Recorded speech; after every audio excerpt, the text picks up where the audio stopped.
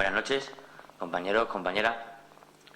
Soy Jaime Sanabria, soy secretario general del PSOE en Santa Marta y os quiero dar la bienvenida en nombre de la Ejecutiva local a este nuevo encuentro que venimos organizando con parlamentarios extremeños.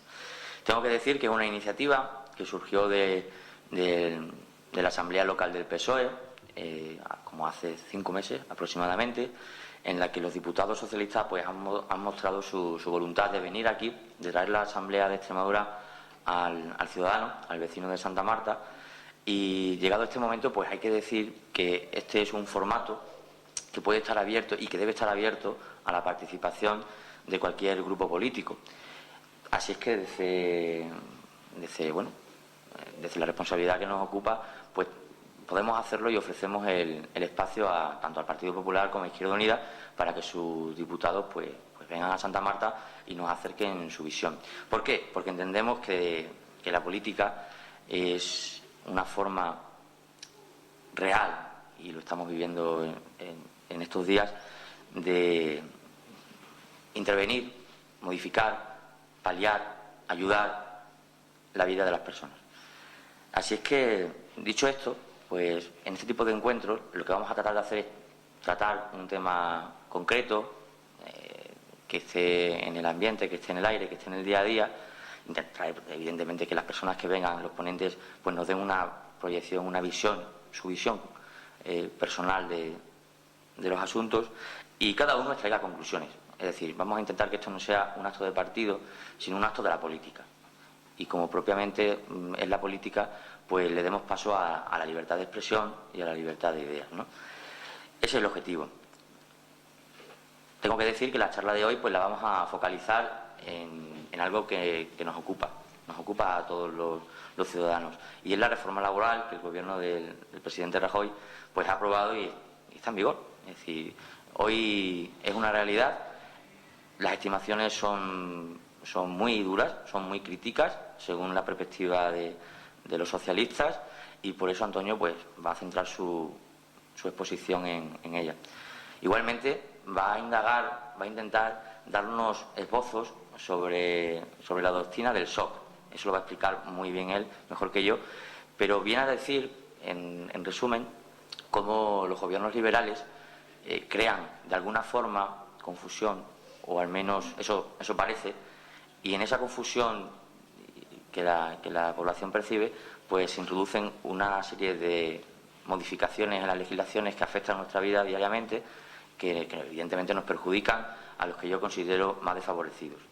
No me voy a extender mucho más. Reitero mi invitación al resto de grupos políticos de la Asamblea de Extremadura, y le voy a ceder la palabra a nuestro alcalde, Jorge Vázquez, que tendrá algo que decir.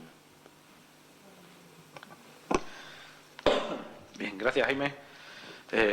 Yo como bien ha dicho Jaime, pues estoy a favor, y creo que debe de ser, o deberían de venir también aquellos grupos políticos que crean conveniente estar aquí, que yo creo que es bastante importante y creo que deberían de estar, que deberían de venir, y deberíamos de entablar, porque no se puede hablar también, discutir en los tiempos que estamos corriendo.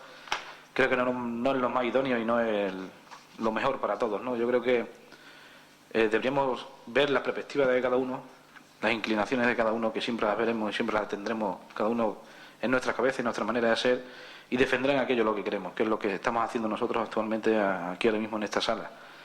Decirle y agradecer a Antonio que está aquí con nosotros hoy sentado y que nos venga a explicar o darnos unas pinceladas de lo que es la reforma laboral, y en la que creo que es bastante importante para el conjunto de España, para Santa Marta y para Extremadura, porque la verdad es que, analizándola hasta superficialmente, pues en realidad, y ahora nos lo dirá Antonio, pues se cargan todos los derechos todos aquellos derechos que los socialistas hemos conseguido a lo largo de estos años, ¿no? Y que nos ha costado, o les ha costado a muchas personas llegar a ello, y a que tengamos estos derechos y estos deberes, en lo que nos tenemos que sentir muy orgullosos y satisfechos de que estemos en esta época, y sobre todo también orgullosos de que estemos luchando por ellos, ¿no? Reiterar también de nuevo el agradecimiento a Antonio que estemos aquí, Y nada, darle paso a él, porque la verdad es que la ponencia y la charla, coloquio, que queremos que sea así, que sea bastante amena y bastante ilustrativa para todos nosotros. Sí, bueno, Antonio Osuna, ¿vale? Perdón. Rodríguez Osuna. Bueno, Osuna va a todo el mundo. Es que yo, por eso te digo, me he ido por Osuna. Bueno, pues, como bien es parlamentario, bueno, está en el Partido Socialista, nos viene a explicar la reforma laboral, está a través de la Asamblea. Nosotros es de bastante ayuda a nivel local, pues tenemos mucho apoyo por parte de ellos y en el que creo que no vamos a tener ningún problema para aquellas cuestiones que les planteemos nunca. Además, ofrecen ellos en estar aquí con nosotros, en apoyarnos en todas aquellas cuestiones. Bueno, le doy paso, Antonio. Espero que sea de agrado esta charla y que la compañía sea amena. Muchas gracias, Jorge, Jaime, y muchas gracias al Ayuntamiento de Santa Marta de los Barros y al público que está hoy aquí asistente. Es de agradecer que tanto Jorge como Jaime ofrezcan este espacio de participación para poder hablar al resto de grupos políticos, porque yo vengo, por ejemplo, de una ciudad de Mérida, soy parlamentario de la Asamblea, soy portavoz de Energía y Medio Ambiente, y vengo de una ciudad donde no solamente no se dan espacios en la televisión pública al resto de partidos de la oposición, sino que además ni siquiera se les ofrece espacios como este de aquí. Por lo tanto, felicitaros por esa iniciativa. Yo creo que esto demuestra la pluralidad de un ayuntamiento que frente a las adversidades por las que estamos pasando ofrece la posibilidad de que se contrasten las ideas, y estoy encantado de estar con vosotros, sinceramente. Yo estuve pensando cuando me llamaron para venir a estos encuentros parlamentarios qué podía plantear yo para que fuera algo ameno y que fuera una historia que contar, más que una charla o una conferencia.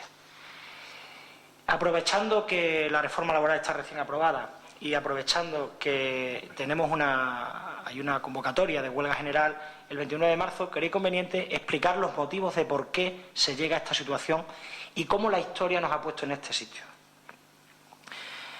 Había escuchado y estáis escuchando ahora, todos los días, que la difícil situación económica nos está llevando a elegir entre o más paro o menos derechos. Eso es lo que nos ofrece.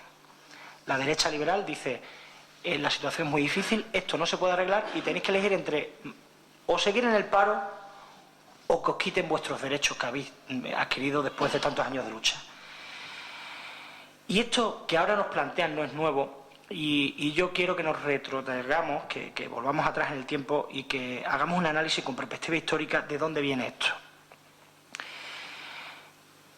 Yo os traslado la idea de poneros en esa perspectiva histórica para que podáis tener mucha más información para reflexionar de cara a lo que está sucediendo en nuestro país y en el mundo con este neoliberalismo que aprovecha las debilidades y las debilidades económicas y la exhaustion de las familias para poner en marcha sus técnicas. Mirad, la mejor manera de conocer la historia y la mejor manera de entender cómo hemos llegado aquí es conociendo cómo piensa otra gente por nosotros.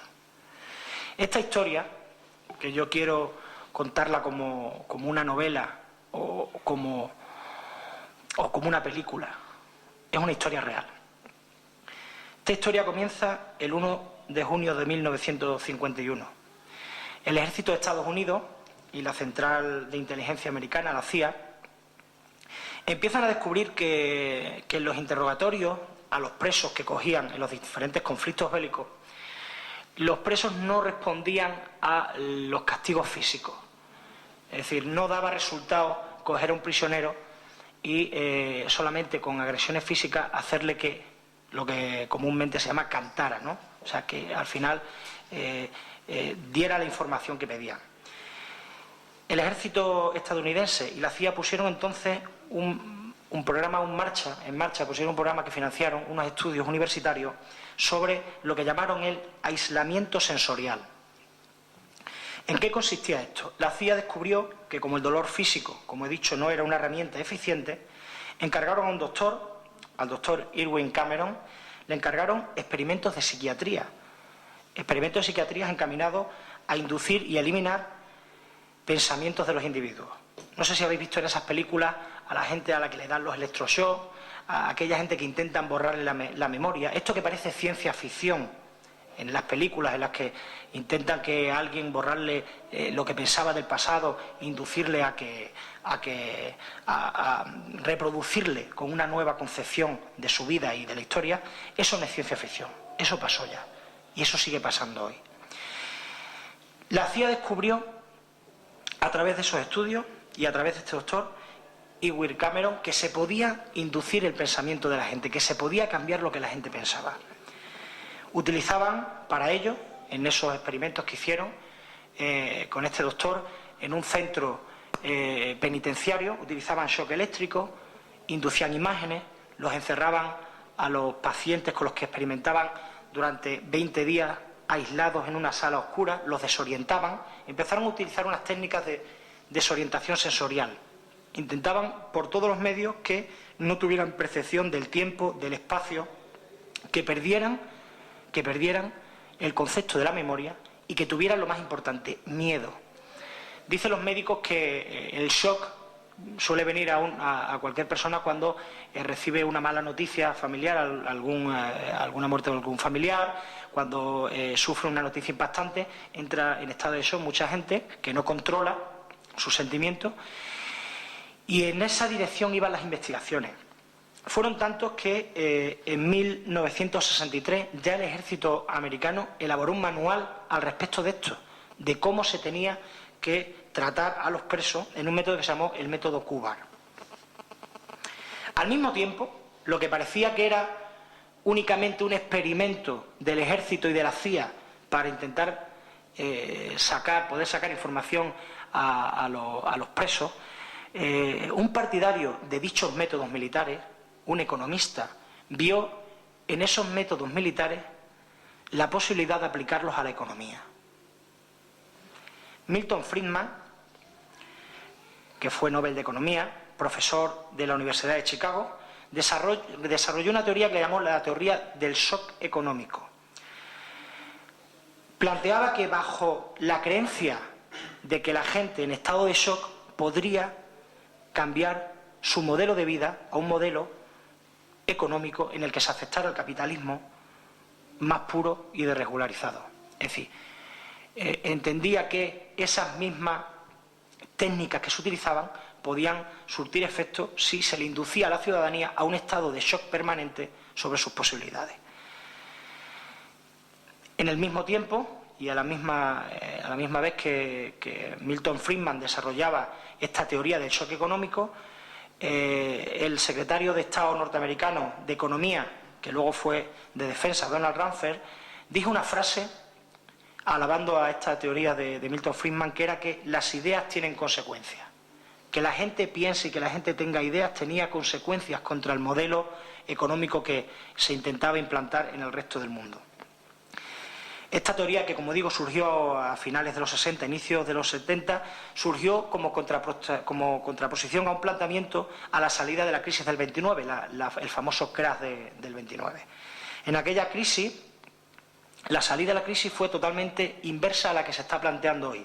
El presidente Roosevelt se apoyó en otro economista, Keynes, que hablaba que la economía era un ciclo cerrado que dependía de la gente trabaja, la gente consume, el mercado funciona, y ese ciclo permanente hacía posible que la economía fuera sostenible. Dentro de ese círculo de funcionamiento de la economía había que intervenir. Se planteaba la posibilidad de la Administración de intervenir para regular el flujo de la economía y para que los ciudadanos pudieran estar satisfechos con su situación personal, siendo capaces de mantener el planteamiento económico. En aquella crisis del año 30, y nos retrotraemos entonces al 30, el presidente Roosevelt dijo: nuestra prioridad es que la gente tenga trabajo. No es un problema si lo aguantamos con valentía. No hay que tener miedo. No sé si os suena. La situación hoy, los mensajes del Gobierno de España y del Partido Popular son exactamente iguales. No hay que tener miedo a las reformas. Hay que aplicar las reformas que haya que aplicar para que la gente tenga trabajo. Eso es lo que a diario hoy nos están diciendo en la televisión. El mismo mensaje que se dio tras aquel crash del 29. Solo hubo un problema, que Roosevelt no fue capaz de abandonar a los ciudadanos a la suerte de los mercados. La presión social de los americanos no permitió que se implantara un nuevo modelo económico liberal como el que apoyaban la Universidad de Chicago. ¿Sabéis cuál fue la respuesta cuando el presidente Roosevelt estadounidense no quiso aplicar las medidas económicas? La respuesta de las grandes economías fue: nos han engañado, nos han engañado. Volviendo a los 60 y a lo que Friedman aplicaba en esa teoría de la economía del shock, llegó a decir una frase que era cruda: solo una crisis real o producida consigue auténticos cambios. Es decir, Milton Friedman decía: hay que meter el modelo económico neoliberal como sea, o bien a través de una crisis como la que se produjo en el 29, o bien induciendo una crisis para que la gente tuviera miedo y cambiara su modelo de pensamiento a través de esta teoría de la economía del shock, y para intentar demostrar que podía funcionar. Hicieron un experimento que se llamó el experimento Chile. Chile era un país gobernado por Salvador Allende, por un gobierno comunista, en el que las reformas públicas y la doctrina económica, en parte keynesiana, del ciclo de la economía, ponía a Chile en una situación envidiable. Chile, en los años 60, era uno de los países de las potencias en Sudamérica, fundamentalmente, pero también asemejada en niveles de vida y en perspectiva a los países occidentales. Eso era el Chile en los años 60, con Salvador Allende gobernando. ¿Qué hizo Friedman para empezar a conquistar Chile? Para empezar a decir: solo una crisis real o producida consigue auténticos cambios. Hizo un convenio con la Universidad Católica de Chile. Milton Friedman, que era entonces rector de la Universidad de Chicago, se llevó a estudiantes de la Universidad Católica a Chile para enseñarles cuál era el modelo económico que quería implantar en Chile. Evidentemente, una vez que los formó, fue capaz, estos profesores universitarios chilenos formados en la Escuela de Chicago, se introdujeron en la sociedad chilena. Y Nixon, el presidente Nixon, consciente de que se extendía entonces en el mundo un clima favorable a la intervención pública de la economía por la Unión de Repúblicas Soviéticas, Chile, numerosos países estaban gobernados por ideologías de izquierda, temiendo que pudiera extenderse esa posibilidad de gobernar los países de una manera diferente al neoliberalismo económico, utilizó una estrategia y instigó el golpe de Estado. El golpe de Estado de Chile contra Salvador Allende, el golpe de Estado de Pinochet, fue instigado, preparado y financiado por los Estados Unidos del gobierno Nixon. Que tenía entre sus principales valedores de la teoría económica a Milton Friedman, a este que hablaba de que solo una crisis real o producida consigue auténticos cambios. Esto acabó, hicieron una estrategia, primero formaron en la Universidad de Chicago a los economistas, los trasladaron a Chile, los introdujeron a la sociedad. Después el gobierno estadounidense desestabilizó la economía en Chile, rompiendo contratos, sacando empresas estadounidenses que tenían inversiones. Hicieron una enorme presión mediática a Estados Unidos contra Chile, incluso levantando falsos sobre la gestión de Allende, de tal manera que propiciaron el golpe de Estado de Pinochet, que acabó con Salvador Allende. Aquellas imágenes que todos recordáis y que la gente recordará del ataque al Palacio de la Moneda en 1973, donde asesinan al presidente de Chile, Salvador Allende. La frase que se escuchó entonces en la Universidad de Chicago, y esto no me lo estoy inventando, todo esto está basado en documentos históricos desclasificados de la CIA y en documentos y archivos de la Universidad de Chicago, la frase fue: los Chicago Boys lo consiguieron. A este movimiento neoliberal que intentaba expandirse por el mundo le llamaban los Chicago Boys. Aprovechando ese estado de shock del pueblo chileno, se pusieron en marcha las medidas económicas de Friedman. Una vez que el golpe de Estado triunfó, dijeron: es el momento de poner en marcha nuestro experimento. El resultado de dicho experimento fue: se privatizaron empresas, se redujeron los servicios públicos de sanidad y educación, se cercenaron los derechos de los trabajadores y, lo más duro que conllevó la dictadura, es que se recortaron las libertades individuales. No hay que recordar la cantidad de asesinatos y la represión del gobierno de Pinochet. No sé si os suena privatizar empresas, reducir servicios públicos, sanidad, educación, eliminar los derechos de los trabajadores. Todo esto estaba en el modelo económico de Milton Friedman y del gobierno americano de los Estados Unidos, que pusieron en práctica lo que llamaron el experimento Chile. A pesar de que Milton Friedman insistía en que su modelo económico solo podía triunfar a través de la democracia, la verdad es que los experimentos que hicieron, tanto allí como en Argentina, también Videla dio un golpe de Estado contra Perón, fueron apoyados por los Estados Unidos y por esta doctrina del shock de Milton Friedman. ¿Cuál fue el efecto? El efecto fue el contrario al gran nivel que Chile tenía en ese momento. El efecto de introducir esas políticas económicas fue todo lo contrario. Subió la inflación, pasó Chile de ser uno de los países del mundo con una mayor estabilidad económica, pasó a ser el país con más inflación del mundo. Creció la pobreza hasta niveles de indigencia. Hasta niveles de indigencia. Se tuvo que firmar un acuerdo para poder hacer llegar leche y pan a Chile. Es algo que no nos suena de nuevo, porque en España también lo vivimos durante la dictadura de Franco. Y se perdieron las libertades. Esto era el experimento Chile.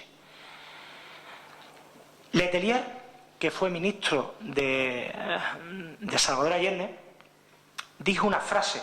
Estuvo un año encarcelado, pudo huir de Chile y se fue al exilio en Washington. Dijo una frase: impusieron el plan económico por la fuerza, ya que no pudieron con los votos. Esa fue la frase del exministro de Allende.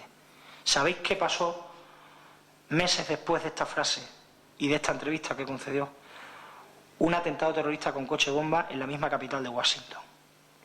Esto que suena a las teorías de la conspiración, que suena a cuentos inventados por la izquierda, son documentos de las centrales de inteligencia americanas y son documentos de la Universidad de Chicago y son documentos y libros del economista Milton Friedman. El experimento Chile consistió en imponer las medidas económicas a través de un golpe de Estado.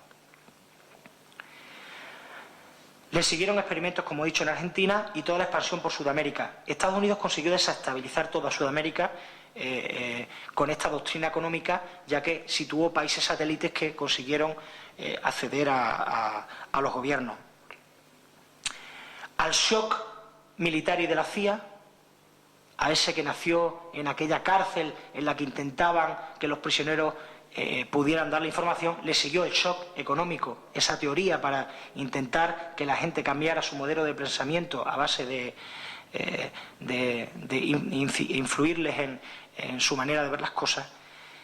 Se sumaba a otro nuevo shock, que era el shock de la guerra. Todo esto ha pasado a lo largo de esta historia. El reciente shock de la guerra lo tuvimos en la guerra de Irak. Lo mismo, ni había armas de destrucción masiva. Irak era el tercer país de Oriente en inversión en educación pública, era el tercer país de Oriente en libertades, era el tercer país de Oriente en inversión sanitaria, a pesar de ser una dictadura. Y la única excusa, pudiendo haber enfrentado una guerra con Oriente de Estados Unidos, la única excusa fue la de las armas de destrucción masiva, que nunca se encontraron. La realidad era el neoliberalismo económico que quería hacerse con la riqueza de ese país.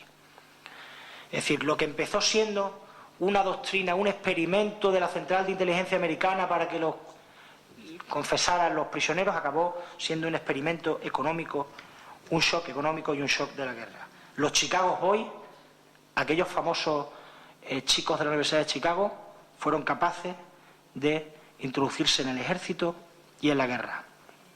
En 1979, el famoso personaje Milton Friedman, por cierto, adorado por la derecha en toda Europa, incluido en España, por sus teorías económicas, las teorías que dicen que el mercado tiene que ser libre, que aquí no hay que regularizar nada y que la relación entre los trabajadores y los empresarios deben pactarla entre ellos. porque las libertades individuales que considera la derecha económica es que entre trabajador y empresario pacten lo que quiera. Pues en 1979 le dieron un premio Nobel de Economía a Milton Friedman. La Suecia que teníamos en nuestra mente como modelo de libertades también se rindió a los pies de Friedman. Occidente se conquistó. Esta historia, como he dicho, se repitió en Irak, en Oriente Medio, y hay un momento en el que una fecha donde se cae todo, donde todas estas teorías sobre la doctrina del shock económico fallecen, que es en el atentado del 11S. El atentado del 11 de septiembre en Estados Unidos cambia la percepción del mundo. Se produce un shock a la inversa. La gente ya no estaba segura con lo que el modelo neoliberal que le habían vendido. La gente ya empezaba a pensar que todas estas actuaciones de su gobierno en otros países por defender los intereses económicos de unos pocos estaba afectando directamente a los ciudadanos. Algo muy parecido, y esto es una opinión personal y no quiero que se interprete como una opinión de mi partido, algo muy parecido a lo que pasó con el 11M en España. Es decir, la gente empezó a decir esto que ha pasado es porque políticamente nosotros apoyamos algo que no nos interesaba a los españoles, sino que le interesaba a otros gobiernos como fueron los Estados Unidos e Inglaterra.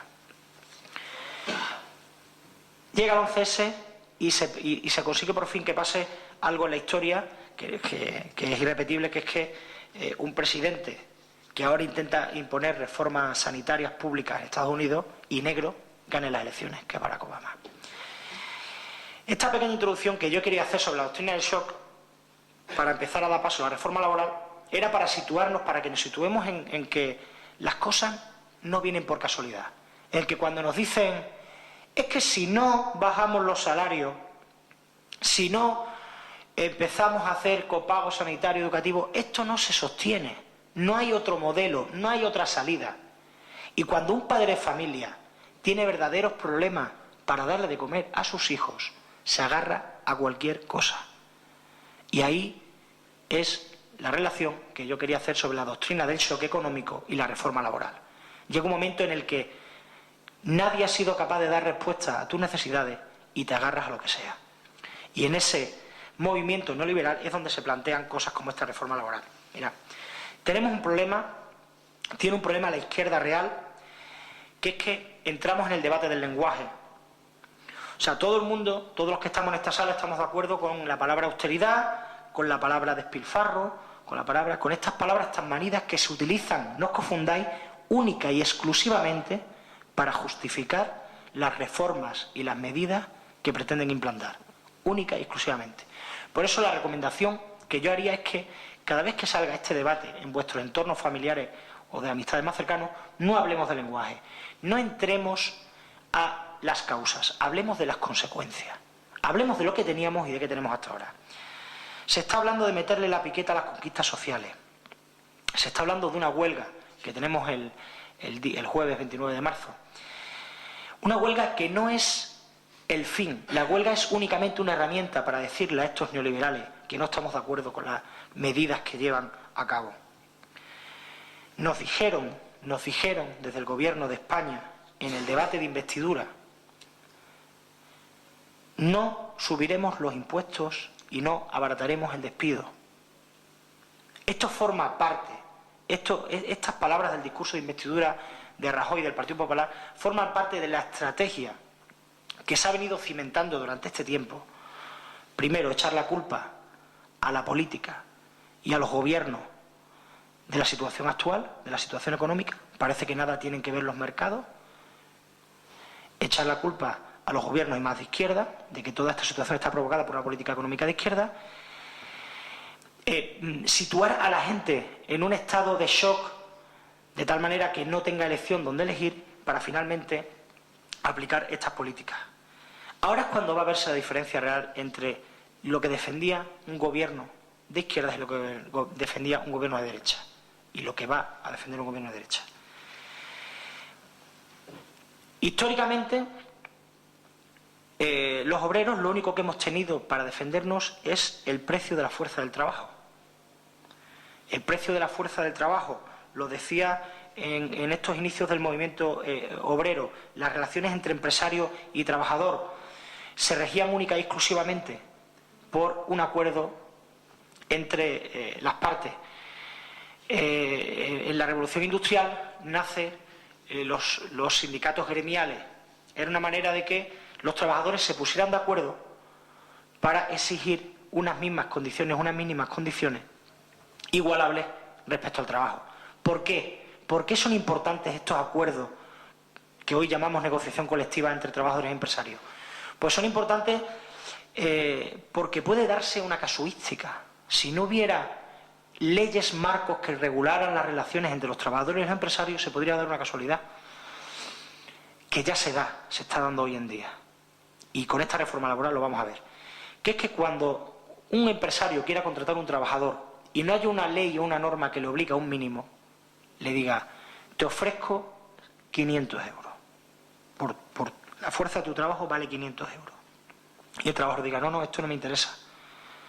No hay problema. La situación actual, en la situación actual y en la coyuntura económica, hay gente que lo hace por 400. Pero puede darse la situación de que un inmigrante ilegal, de estos que al Partido Popular le preocupaba mucho que se regularizaran porque iban a tener que tener los mismos derechos laborales que los legales, llegue y diga, pues yo lo hago gratis, o yo lo hago por una comida y un alojamiento. Que no hay que irse muy lejos, hay que irse a buscar algunos tractores y algunas fincas por aquí cerca, para saber que eso está pasando. Pues este modelo económico que nace con Milton Friedman, que se basa en esa teoría de o esto o estamos perdidos, es el que ahora está imperando en la actualidad. Esta reforma laboral que hoy se aprueba, que aprueba el Partido Popular, supone un retroceso a los años 50. Todo para el empresario, nada para el trabajador. Eso es lo que dice realmente esta reforma laboral. No hay solamente un cambio cualitativo, también hay un cambio cuantitativo. Desaparece la negociación colectiva y sin negociación colectiva quedan en entredicho la existencia de los sindicatos. Muchos de nosotros hemos colaborado en ese discurso de que los sindicatos son liberados sindicales, que no hacen nada, que no trabajan y que lo único que hacen es cargarse el trabajo. Y hemos colaborado en ese discurso mucho de izquierda, un discurso de la derecha. Pero voy a daros un dato.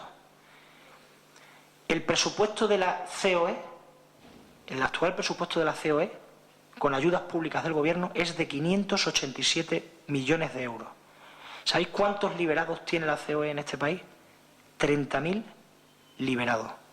Más de 400 millones de subvención. ¿Sabéis cuántos liberados sindicales hay en España? 4.000. 30.000 liberados sindicales de la patronal, de los empresarios, frente a 4.000. 30.000 liberados de la patronal con 400 millones de euros de dinero público. Eso es lo que hay actualmente. Así que cuando en el discurso y la intención reiterada a la derecha de denigrar a los sindicatos salga esta cuestión, defendámoslo sin miedo. No estemos en el shock permanente. Si nosotros no damos la cara, si la gente de verdad no da la cara, es bastante improbable que se cambien las cosas. Y mirad, en este país no hay clase media. Eso es mentira. Esto que dicen, no, es que yo soy clase media, porque ganas 1.500 euros al mes, tienes un coche y un BMW. Eres clase media. En este país solo hay dos tipos de clase. La clase trabajadora y la clase empresarial. El que vive de la fuerza de su trabajo, que se la vende a un empresario, o el empresario que te compra tu fuerza del trabajo.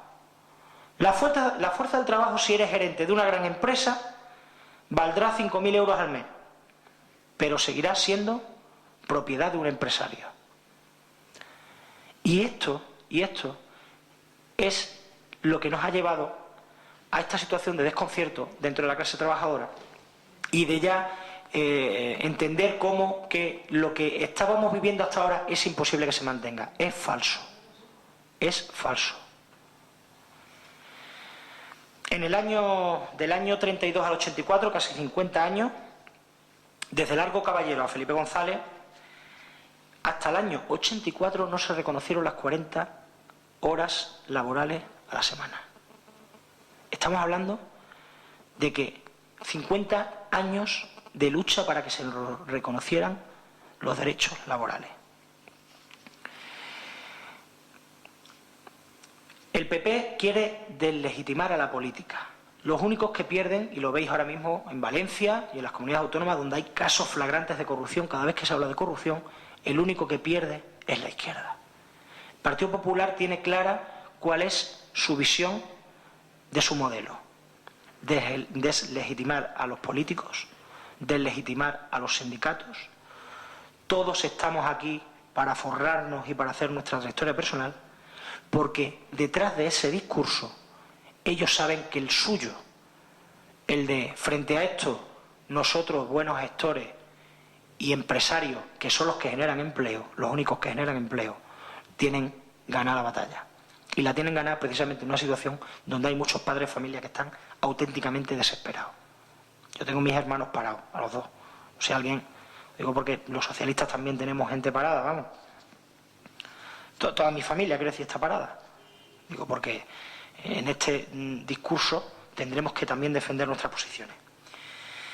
No hay que perder el miedo, no hay que dejar pasar esta ocasión. Mira, voy a dejarle a Jaime y a Jorge dos documentos, lo digo por dar paso y posibilidad al debate, dos documentos que explican muy claramente cuál es la pérdida de derechos laborales que supone esta reforma laboral, para que se hagan unas copias y aquellos que estéis interesados podáis tenerlas. No voy a entrar ahora en que los de 45 días pasan a 20, si una empresa dice que no está dando beneficios puede echar al trabajador sin llegar a liquidarle, reformas en el salario. Ahora con esta reforma laboral alguien puede hacer un contrato de 40 horas pagándole 600 euros a un trabajador. Al final, ¿qué se consigue con esto? Que el trabajador depende exclusivamente del empresario. Estuve haciendo un máster en el que hubo una frase que me impactó realmente, de un director de recursos humanos que dijo: los mejores trabajadores son aquellos que tienen hijos, que sus mujeres están en paro, que tienen préstamos y que su único sueldo es el que tú le das. Esa es la doctrina de gestión del personal de la derecha económica.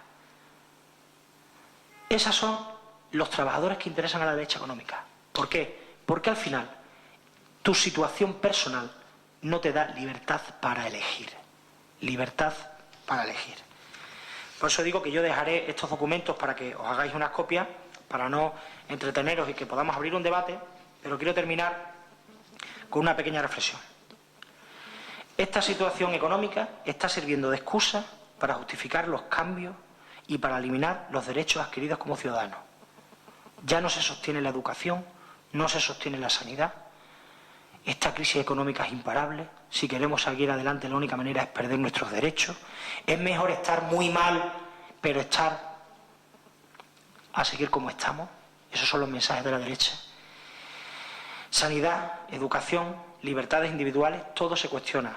Ellos solo hacen repetir eslóganes, y en este estado de desesperación y de shock, numerosas familias se lo creen. No vamos a dejar que la historia se repita. Esto que yo he contado aquí, de la doctrina del shock, que es impactante y que yo os recomiendo que veáis un documental que está colgado en YouTube, se llama La doctrina del shock, es el que más visitas tiene, dura 1 hora y 10 minutos, y es el que explica cómo el liberalismo económico ha sido capaz de llegar al día de hoy sobreviviendo a diferentes crisis. Y que hoy más que nunca está más vivo. Hoy más que nunca ese experimento de Chile, los Chicago hoy y esta teoría económica de que únicamente el mercado regula nuestra sociedad está más de moda.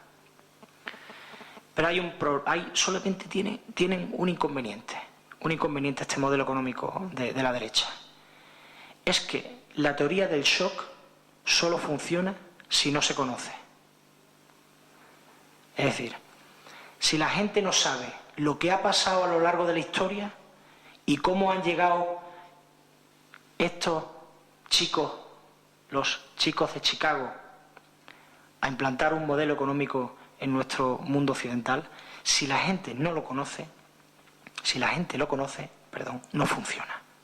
La sorpresa, es fundamental la sorpresa. Y ya, al menos vosotros lo sabéis. Hay que dar a conocer a la gente que este modelo económico neoliberal de Friedman, el que hoy se impone, tiene una base histórica, científica y documentada en la CIA y en la Universidad de Chicago. La solución, desde luego, está en nosotros.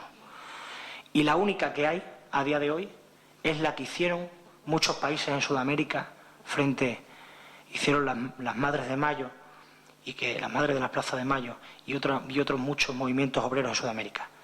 Salir a la calle y reivindicar nuestro derecho a decidir por nosotros mismos y no que nadie decida por nosotros. Nada más. Muchas gracias.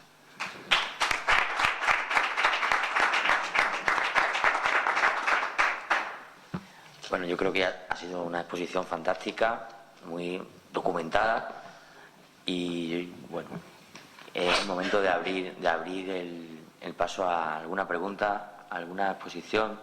¿Alguien quisiera añadir algo? Pues yo sí. Yo sí, porque nos enfrentamos a un cambio de modelo y se está obviando una posible realidad en corto espacio de tiempo.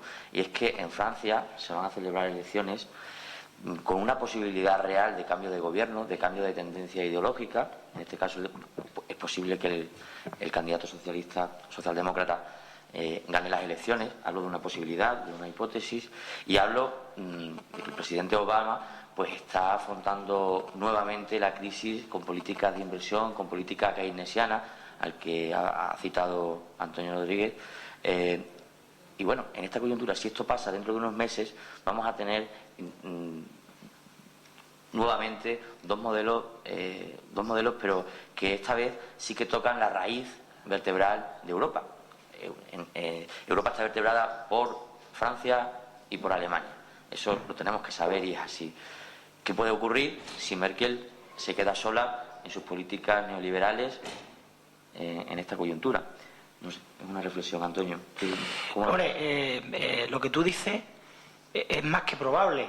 Entre otras cosas porque esta crisis está sobrecediendo las teorías liberales del propio Friedman.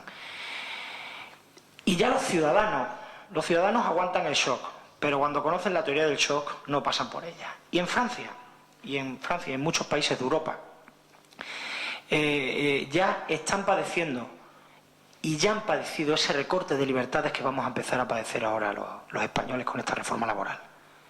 Ya están empezando a sufrir en sus carnes, ya han sufrido con la política de Sarkozy y de Merkel esta situación de recortes por la que nosotros vamos a pasar. Y evidentemente una sociedad culta, una sociedad inteligente, como es la sociedad francesa, yo estoy seguro que no lo va a permitir. Mucho más miedo me da lo que pueda pasar en Estados Unidos.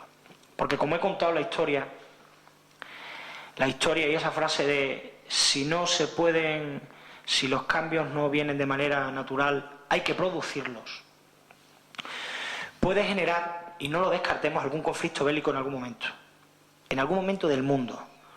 Porque cada vez que se han enfrentado dos teorías económicas o dos teorías ideológicas de diferente manera de afrontar la sociedad, lo que ha conllevado siempre ha aparecido algún conflicto armado.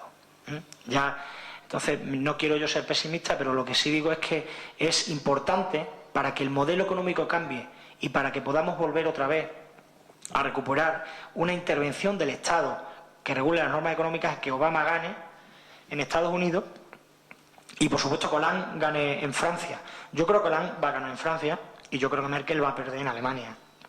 Porque aquí el problema, nosotros tardaremos tiempo en darnos cuenta. El PP lleva 100 días gobernando. No esperemos que alguien, después de 4 años diciendo que la culpa de la crisis económica, que la culpa de la situación de las administraciones es culpa de los socialistas de Zapatero, no esperemos que en 100 días la gente se dé cuenta de lo que hoy estamos hablando aquí. Entonces, los dirigentes políticos tendremos que tener paciencia. Y serán los ciudadanos los que reivindiquen esa posibilidad de cambio en el momento que se den cuenta de que detrás de esto lo único que hay aquí en España, y lo único que ha habido en Francia, y lo único que ha habido en Alemania, es interés económico. Cuando ya no se saca más de la teta, cuando ya no hay más posibilidades de explotar la teoría de Friedman, lo que se pone en marcha es nuevas vías de expansión de negocio. Como ya no se puede construir casas, ni se pueden poner en marcha carreteras, ni obras públicas, el negocio está en los servicios públicos. Esto que yo digo se ha repetido a lo largo de la historia en numerosos países de Europa y Sudamérica. Ahora el negocio está en la gestión de los colegios, en la gestión de los hospitales, y ese capital que no tiene capacidad de salir tiene que entrar en otro sitio. Cuando empecemos a sufrir las consecuencias de esto es cuando seguramente los españoles salgamos a la calle y pidamos lo que ya están pidiendo los franceses y lo que pidieron los americanos tras el 11S. Yo creo y espero, y ahí nos jugamos mucho, aunque nos caiga tan lejos, porque en un mundo tan globalizado, con las redes sociales, Internet, YouTube, no cae tan lejos Estados Unidos y por supuesto no cae y mucho menos Francia. Así que coincido contigo en eso y yo creo que del futuro de estas elecciones en Francia, mucho más importantes que las andaluzas, aunque las tengamos más cerca, del futuro de las elecciones en Francia y en Estados Unidos se deciden muchas cosas importantes en el mundo. Tendremos que estar atentos y por supuesto dar a conocer a todo el mundo que la historia no se borra, no se olvida, que está aquí y que la historia es cíclica. Dicen los historiadores que la historia es cíclica y que se repite y se repite a lo largo de la historia. Los conflictos entre los hombres, los conflictos económicos, los conflictos bélicos se repiten cada cierto tiempo y son todos condicionados y provocados. Con lo cual creo que debe pasar un tiempo prudencial. Ahora no estamos la izquierda europea, salvo en Francia y en Alemania, en los cantones alemanes, donde ya se han ganado, ha perdido Merkel en algunas elecciones, no está en condiciones. Estamos en un proceso de reintegración, de asimilación de nuestros errores y de puesta en marcha de un proyecto político alternativo, y yo creo que al final estoy convencido que esto va a dar la vuelta en cuanto la gente empieza a sufrir sus carnes, porque somos muchos más los afectados que los que se benefician de estas medidas. Y cuando hay millones de personas que van a sufrir estas medidas y muy pocos los que se van a beneficiar, que será la clase económica empresarial de este país, la fuerte, no el pequeño autónomo, aunque el PP haga ese discurso. Cuando empecemos a sufrirlo más los ciudadanos en nuestras carnes y cuando cada vez haya más ricos, como pasó en Chile, como pasó en Argentina y como pasó en Estados Unidos, que mientras que la sociedad era más pobre, una clase política y empresarial era más rica, es cuando al final nos daremos cuenta. Como cuando las revoluciones se producen así a lo largo de la historia. Los oprimidos al final se cansan de que ya les pisen el pescuezo y salen a la calle. Bueno, yo quería añadir, es difícil añadir algo más a lo que estás diciendo, Antonio, porque está muy completo. Es decir, es un análisis, desde mi perspectiva, también a nivel personal, muy real de lo que está ocurriendo. Y quería daros dos datos. El primero es que preguntaros si sabéis qué compañía es líder en seguros médicos, es decir, en cobertura sanitaria a nivel privado en España. ¿Lo sabéis? No. Adeslas. 5 millones de abonados. No tenemos por qué saberlo, ¿verdad? No tenemos por qué saberlo. Pues dentro de muy poquito tiempo vamos a tener un listado de esas compañías en nuestras casas. ¿Creéis que los más de 40 millones de habitantes de los españoles vamos a tener acceso, vamos a tener posibilidad de abonar esto? Bueno, eso es una orientación y a la que quiero que apostilles. Y la otra es que la reforma laboral va a provocar 600.000 puestos, de desempleos en este año. Es decir, su inminente aplicación son 600.000 desempleados. En el ideario colectivo, es decir, está que la reforma laboral tiende a la generación de empleo. El modelo neoliberal explica que hay que hacer esto para que en un futuro las relaciones fluyan y se flexibilice el mercado, ¿no? Entonces, Antonio, ¿qué ha ocurrido para que de aquí a hace unos meses hayamos estado hablando de conciliación de vida familiar y laboral, hayamos estado hablando de potenciación de la economía, hayamos estado hablando de inversiones, hayamos estado hablando de mantener, de ampliar los derechos, las coberturas? La ley de dependencia, por ejemplo. Dependencia. ¿Qué ha ocurrido para que ahora hablemos de sindicatos, de fuerza del trabajo, del valor del trabajo? La doctrina del shock. La doctrina del shock. Todo esto empieza en Estados Unidos, la caída de Lehman Brothers, cantidad de activos tóxicos.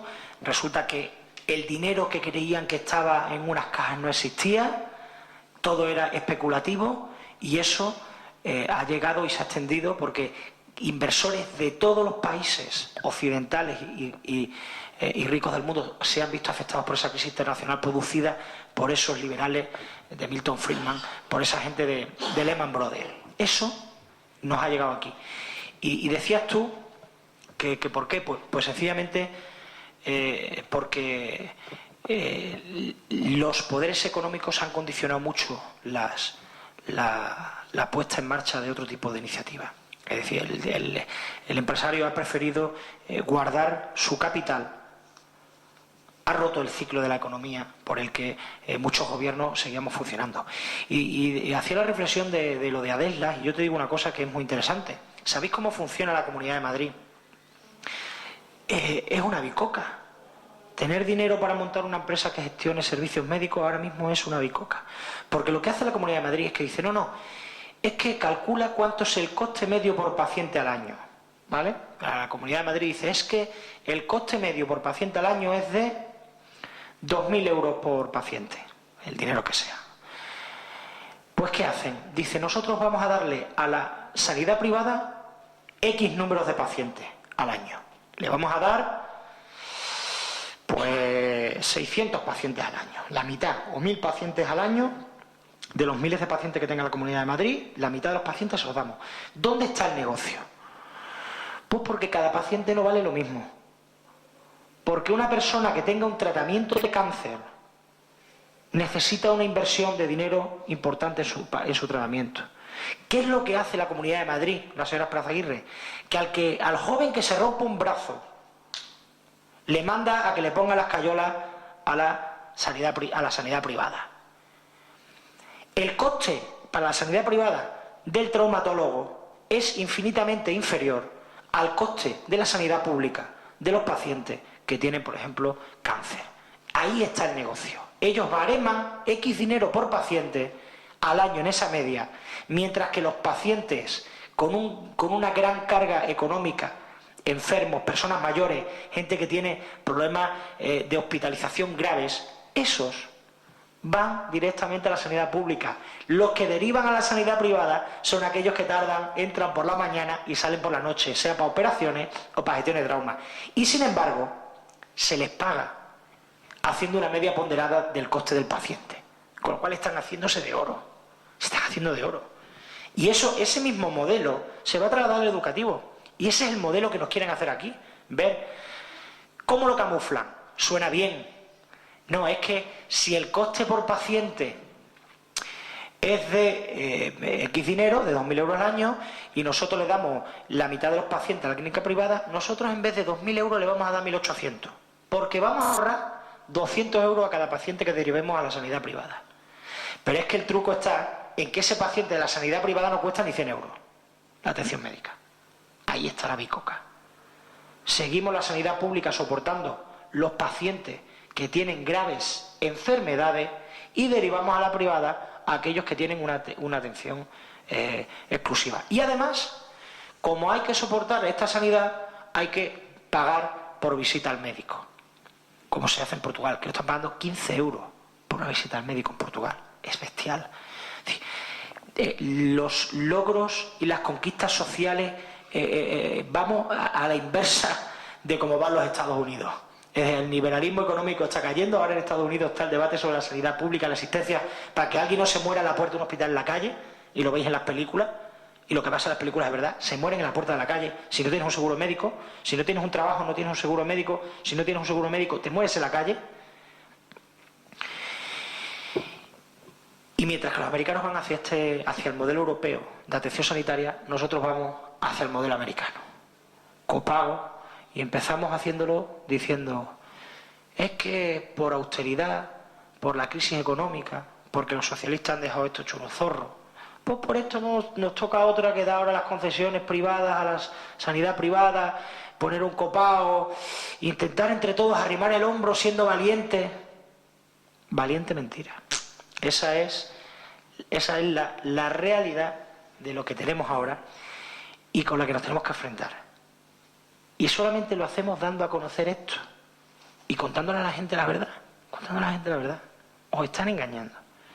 Y hasta que la gente no sienta en sus carnes el engaño, no va a despertar. Y mientras que nosotros tengamos la credibilidad como partido que tenemos después de estos años de gobierno, donde nos ha mermado una crisis económica internacional importante, va a ser difícil que nosotros seamos capaces de convencer a los ciudadanos. Pero el tiempo, la pedagogía y las ganas de hablar con la gente, las ganas de debatir, o sea, yo espero que algún día pueda venir aquí otro diputado, otro grupo político, fundamentalmente del Partido Popular, que es quien defiende estas tesis, no de Izquierda Unida, por supuesto, del Partido Popular, que venga a defenderlo, y que diga que lo que yo digo es mentira, y que diga cuál es el modelo económico que ellos plantean, por qué lo plantean y cómo lo plantean. Ya se podrá contrastar, lógicamente. Un dato, Antonio, y seguro que nos puedes decir también mucho sobre esto, y al hilo de todo lo que estás diciendo. El capítulo 6 de inversiones de la Junta del Presupuesto de la Comunidad ya reduce la inversión en tecnología en sanidad. Es decir, ¿esto qué quiere decir? Que en los hospitales extremeños, en los centros de salud, la inversión, en este caso del Gobierno, era de una forma... Sí, pero eso es fácil. Eso ahora... mire usted, es que no tenemos la máquina de rayos X. Tiene que huir le derivamos a la clínica privada, pagamos la factura, la pagamos entre todos y el negocio lo hace otro. Si es que esto es muy viejo.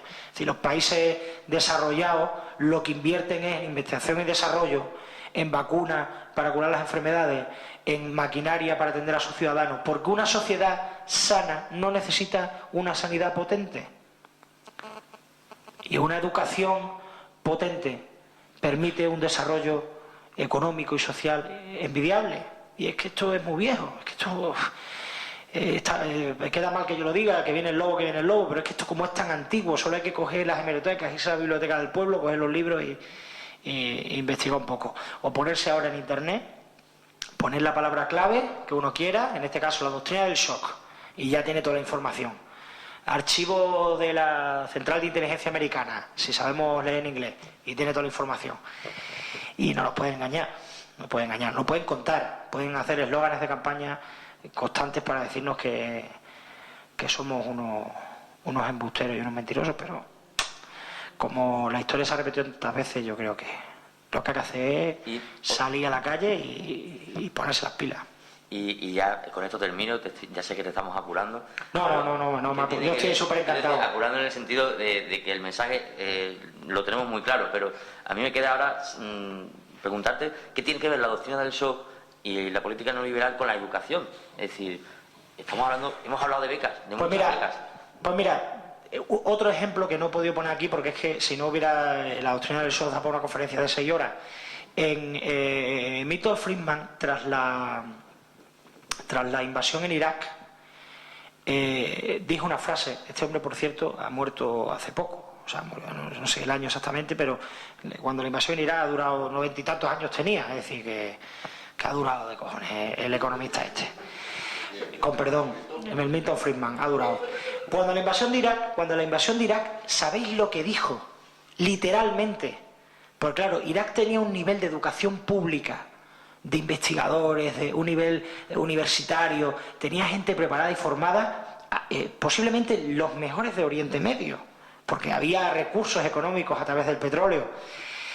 Y lo que dijo, después de la invasión de Irak y después del Katrina, del huracán Katrina, lo que dijo fue que era el momento, como habían caído el régimen y como el huracán había acabado con las escuelas y tal, era el momento de aprovechar y levantar las escuelas con una nueva doctrina económica y social que preparara a la gente para esas adversidades.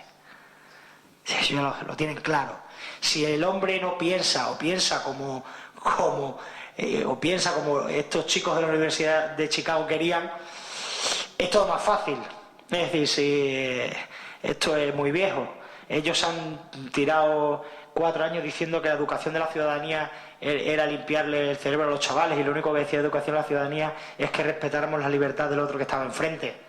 Lo que pretende los liberales, lo que pretendía Milton Friedman era lo contrario. Es que la gente estuviera adoctrinada en un mismo pensamiento único y no en la diversidad. Pensamiento único frente a diversidad de pensamiento. La izquierda frente a la derecha. El modelo liberal económico frente al modelo de intervención pública. Esto es más viejo ya que... Así que animaros el 29 de marzo. Si hay gente que no puede hacer huelga, pues que no la haga, porque las circunstancias personales son difíciles. Pero desde luego, a todo el que pueda, tiene que salir a la calle. Porque nos movemos, o nos movemos, y hay que empezar a moverse, o esto no lo cambia nadie. Por cierto, en Estados Unidos se cambiaron, en un año con la administración Bush, hubo 40.000 huelgas generales de sectores. O sea, que no se le echó fácil, ¿eh? La administración Bush no se fue sola, ¿eh? 40.000 huelgas generales de sectores durante la administración Bush por los recortes y por el modelo económico que se implantó. Es decir, que si alguno cree que esto ya mañana, esta gente se va a bajar del carro y que va a decir, oye, pues tenéis razón, bueno, que ya estamos confundidos. Hay que hablar de la experiencia de la huelga general del año 2000, si no recuerdo mal, con el gobierno Aznar. Esa sí que fue, quiero decir, sí que fue una sí, huelga donde éramos... con menos motivos. No, con menos motivos no. Los extremeños éramos unos perros y unos vagos que nada más que cobrábamos el PER y nada más que queríamos vivir de las rentas. Eso era lo que decía, se decía Aznar, ¿no? O como dicen los catalanes ahora, ¿no? De los andaluces. Como dice este de Convergencia, que el Durán y Lleida, ¿no? Hizo Durán y Lleida, que están todo el día en el bar, ¿no? O el niño de la duquesa. Esos son los que están enfrente. Uno, en el bar del pueblo, cuando salgamos y salga un debate de este estilo, que decir, vamos, ¿tú con quién estás? ¿Con el niño de la duquesa o con los trabajadores del campo? Y es que no tiene más. Ya, no, yo clase media no. Con el niño de la duquesa o con los trabajadores del campo. Y esa es la posición que nos tenemos que situar. Y esa es la reflexión que hay que trasladar a la gente. Y intentar hacerlo con mucha pedagogía, hablándole, mirándole a los ojos, sin espavientos y sin confrontaciones. Poco por decir, pero sí deciros gracias Gustavo por esa reflexión, gracias a todos por haber estado aquí, gracias Jorge por haber acompañado a Antonio, gracias a todos los que nos vayan a ver a través de la red. Hay unos días de aquí a la huelga general para que estas reflexiones las tengamos muy bien interiorizadas y nos vemos nuevamente en el próximo encuentro con parlamentarios. Antonio, muchísimas gracias por habernos acompañado. Un aplauso para él.